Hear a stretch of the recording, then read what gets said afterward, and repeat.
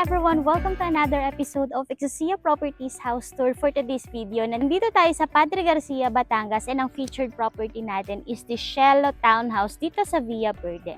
But before we start, please click like, subscribe, and hit that notification bell for more updates. This is Abby Federico, your property host.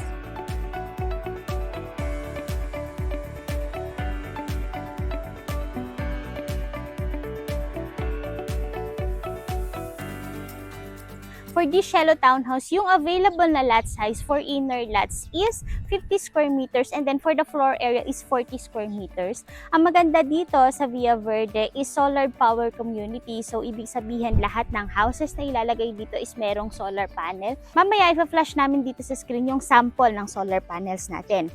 So, dito sa area na to, this will serve as your carport area. Ang ganda nito kasi, di ba, 50 square meters pero yung frontage mo dito is 5.5 meters yan. So, pwedeng-pwede na dito yung carport area. Kung gusto mo naman na ipa-cover to, pwede mo siyang lagyan ng iyong polycarbonate sheet. Pasok tayo.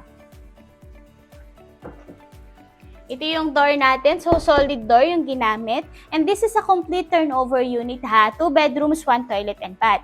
So, pagpasok natin, yung tiles na ginamit dito is 60 by 60 tiles. Yan siya.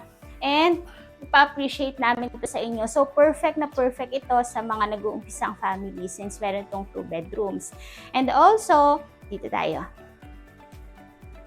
Meron tayo dito para sa ating kitchen area, meron tayo ditong countertop, and meron na rin tayo ditong base cabinet.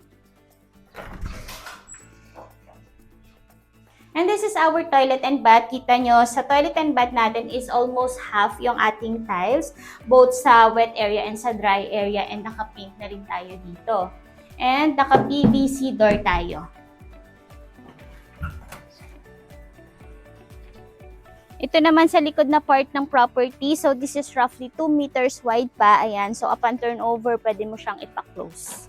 And before we proceed with our second floor, so i-recap ko lang, this is Cielo Townhouse dito sa Villa Verde, Rosario, or dito sa Villa Verde, Padre Garcia. Yung lot area nito is 50 square meters. And then for the floor area is 40 square meters.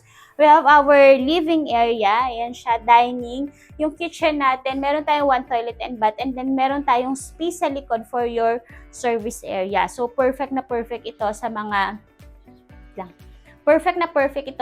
nag-uumpisang family. And ulitin ko lang ha, included sa package yung ating solar panel system na yung capacity is 1.2 to 2.4 kilowatt-hour. So, ibig sabihin, kaya doon or kaya i-accommodate ng ating solar panel kahit yung ating refrigerator.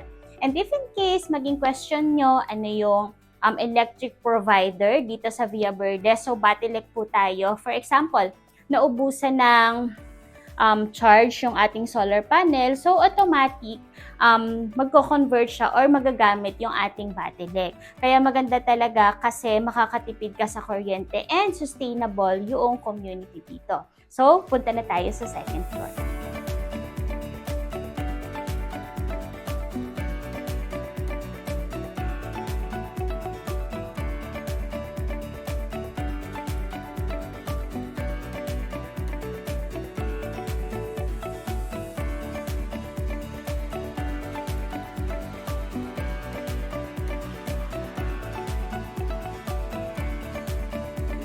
Welcome sa ating second floor. Dito sa second floor, meron tayong total of 2 bedrooms. Yung steps na ginamit sa stairs natin is vinyl. And dito is naka 60 by 60 tiles tayo. Dito naman tayo. Ito yung magsaserve as your master's bedroom. For your reference, this is double size bed. So may space ka pa doon and also may space ka pa dito. Yan. Yung mga ginamit dito na partitions para sa room is mga drywall na siya. Dito naman tayo. And this is our bedroom number 2. Yan, this is a single size bed. And meron tayo dito mga windows. Yan, mga awning windows tayo and fixed windows. Buksan ko lang para mas ma-appreciate nyo. And siya, di ba, mas maganda, mas maaliwala since malaki yung ating mga pinto.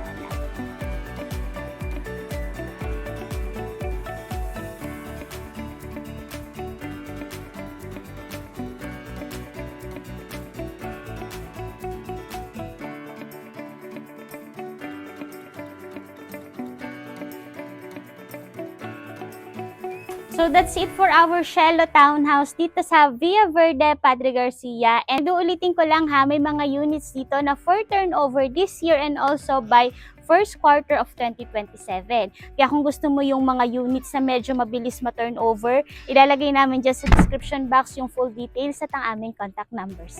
Thank you for watching!